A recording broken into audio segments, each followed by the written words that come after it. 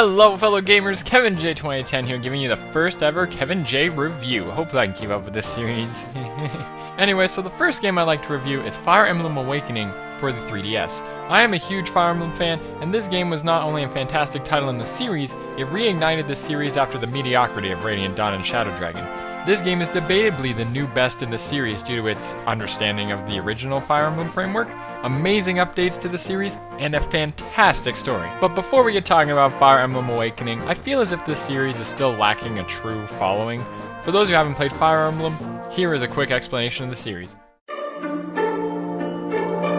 Fire Emblem is a turn-based tactical RPG. You control a group of characters, and you and the opponent, generally AI, take turns moving them around the gridded landscape. Characters level up, gain stats, evolve, typical RPG fare. It's a lot more fun than you'd think. It may sound like a boring chess game, but when you send a character to attack, you see these numbers, the damage you'll do, the chance of even landing a hit, and even the chance of getting a critical hit. With this information, you can gauge every little fight, and you can start to see all your options. But when you hit those weird numbers, say 50 to 65% hit chance, you're biting your nails just hoping that you land that attack. And not to mention, even the 1 or 2% get bothersome, because that's like the one freaking time that the enemy gets a critical hit on you. But it's cool, because it happens to you every once in a while. What made Fire Emblem so unique was the multitude of characters and classes, and how unique they all felt. You have your standard horseback riders, lords, archers, myrmidons, mages, clerics, and more, as well as mythical creatures such as Pegasus Knights and Wyvern Riders. Later, they even added more diverse characters such as the Togwell and Manicheets, who were shapeshifters. Every class felt like it had a purpose, and there was no guaranteed setup for the perfect team. This gave the game a true chess feel. The placement of your units was important. Tanks needed tank damage, and your mages needed to be safe, but yet in range to attack. There was also something known as the weapon triangle, which was a big part of the game's strategy. Depending on which weapon you were using, another type of weapon could beat it. The triangle is swords beat axes, axes beat lances, and lances beat swords.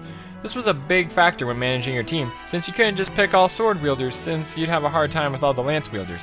And beyond that, some classes even had some fatal flaws, since there were weapons that did extra damage based on the type of units it hit. You can't have all horseback riders and risk getting ripped apart by one unit with a halberd or a zambato, which does more damage to them. The levels were always very well laid out, and made players pay attention to almost every enemy. Levels ranged from defending a target, capturing or seizing a throne, or even just clearing the level of enemies. No two levels were alike, and it starts to make the player feel like a true tactician. But even going deeper than stats and abilities, every character had a personality. Your team starts to feel like a small family. You often met new teammates while on the battlefield, and most of them came with some dialogue before recruiting them. Some even had full-on backstories and subplots based around them. What was even more than just the simple character development they gave the characters was their support feature. Whenever units fought alongside each other for a long enough time, you may notice the option support appear when they stand next to that unit. Selecting this initiates a sort of character skit that shows the two characters interacting. This brought you into their world and showed you the personalities of the characters. When the skit ended, these two characters would increase their support level with each other. If they continue fighting adjacent to each other, they'll receive stat boost, which now factors into where you place your units.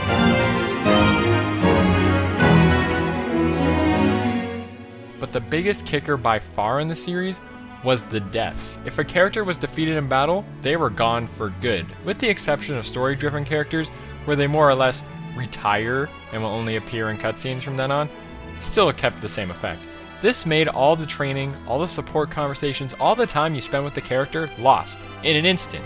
You start to feel close to your team knowing that they could be gone with one wrong move, and suddenly the game starts to make players feel true empathy. You may have wanted to see how the characters developed. You may have really wanted to class them up because you needed an archer or something. Fire Emblem Awakening didn't just bring this framework back, it dang near perfected it. Not too much has changed to the core gameplay, but many new additions enhanced what was laid before it. Units were already able to class up, in other words, evolve, once reaching level 10 or higher and being given a special item. In this game, it's called a Master Seal. We had already seen in Fire Emblem Sacred Stones the ability to choose between two classes upon classing up. Not only did they rework some of the original classes and add new ones, they even added a new item called the Second Seal. This allows you to completely switch a unit's class to just about anything. It's actually all character specific, not class specific. You really like this character's attitude, but hate that he or she is a cleric? You could go as far as turning them into a knight and see how they fare as a whole new unit. This also resets their level, allowing you to essentially retrain them. The skill feature introduced in Sacred Stones and then built on in Path of Radiance was reworked and made easier for players to understand. These skills were learned class-specifically, which made units extra unique. This makes the second seals even more useful since they keep the skills when they change classes. For example, the Myrmidon learns a skill called Vantage at level 10. This skill allows you to attack first, even when defending, as long as your health is below half. Now it works really well on a Myrmidon, but what if you used a second steel after you learned it? Suddenly, you could have almost any class with this ability, maybe one with a lot of defenses, now making him an even harder unit to take down since he or she will always attack first. All these options and combinations allow players to create a dream team of theirs, but nothing is wrong with just raising your team as they come. Similar to Sacred Stones, the game has an overworld that you use to travel from chapter to chapter. As you complete chapters, merchants and enemies will spawn in previously beaten stages. Merchants have unique items, and enemies are good training fodder. These spawn based on real-world time, giving you a reason to bring your 3DS around with you to wait for these events. Along with regular chapters being in the overworld, there are also other chapters called the Paralog chapters. These are basically extra side missions that give you a bit more depth into the story, or maybe just good training. But sometimes, these chapters even hold exclusive units that can only be unlocked here, so it's always worth checking out. But remember that support feature? It was by far one of the most enhanced features in this game. Not only is supporting easier with the advent of doing support conversations in between chapters, which was introduced in Sacred Stones, this game took the support levels one step further. Not only will characters standing near each other raise each other's stats, it will also offer the possibility of attacking alongside them and even blocking an attack and taking no damage in battle. Higher support levels will make these events occur more commonly, and suddenly, two units with a high support level between each other can be unstoppable forces, covering for each other in fights. It's actually kinda cool.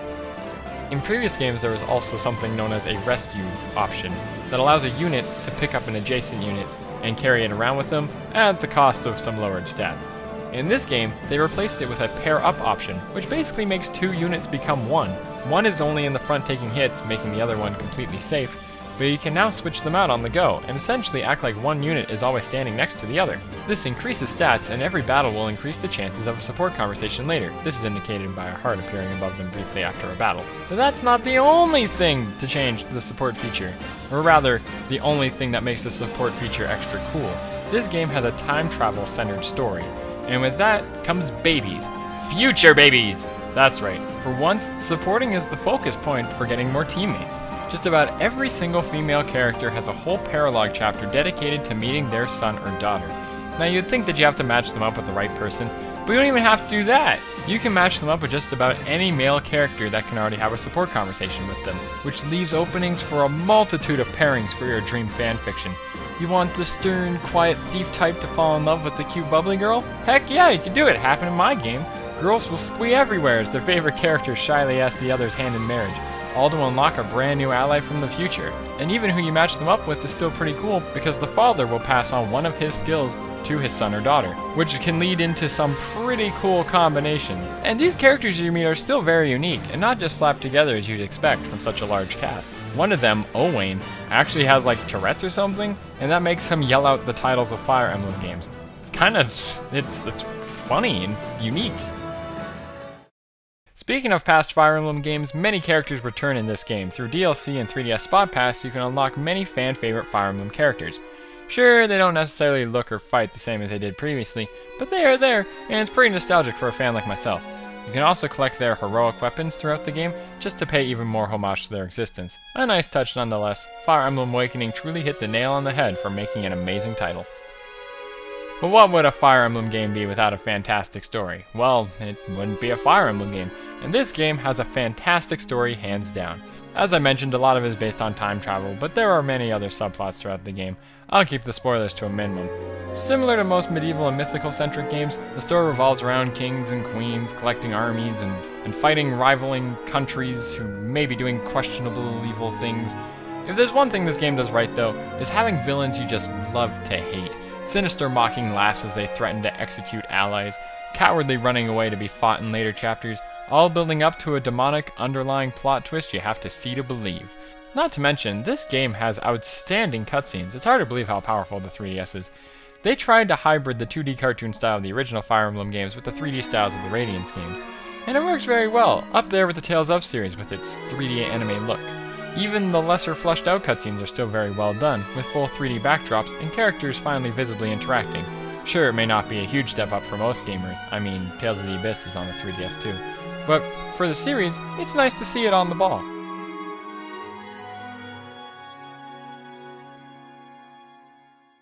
Overall, Fire Emblem Awakening is a damn near pinnacle of the series. I honestly feel it has done no wrong. No game comes without flaws, the battles are a bit slow compared to the others, but there's a speed up option. The difficulty feels higher than the other games, but I also played on hard, so maybe the easy mode isn't as bad. You can even turn off the dying, which I feel takes away from the Fire Emblem feel, but if you're a noob, it's an option.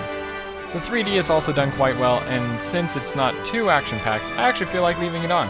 The Fire Emblem series was already a fun experience, but Fire Emblem Awakening is definitely the best in the series. If you haven't played it, pick it up. Now, freaking play it. It's a great RPG experience, and it's my favorite game to play while on the go. If you want a deep story, easy to play but tough to master design, and even fanfiction material, you should pick this game up. You won't go wrong. It kept the original framework genuine, but added just the right changes to make the game feel fresh and original. Check it out.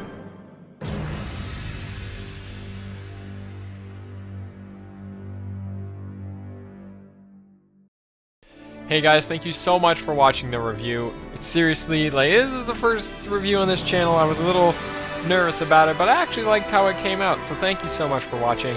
Leave a comment on what game that you would like me to review next. Maybe I'll do it. It's a lot of fun to make these, so I mean, if you want me to review it, go right ahead. And keep in mind, you can also check out my Let's Plays. I just finished a Let's Play of Pokemon Soul Silver not too long ago, and the new Let's Play will be coming out very soon, hopefully. Hopefully it comes out really soon. I'm almost ready, I promise. I'm almost there. Anyways, thank you all so much for watching again. Oh, and thank you to YouTube user Shadow of Chaos 725 for letting me use this footage that was used in this review. And I'll see you guys all later.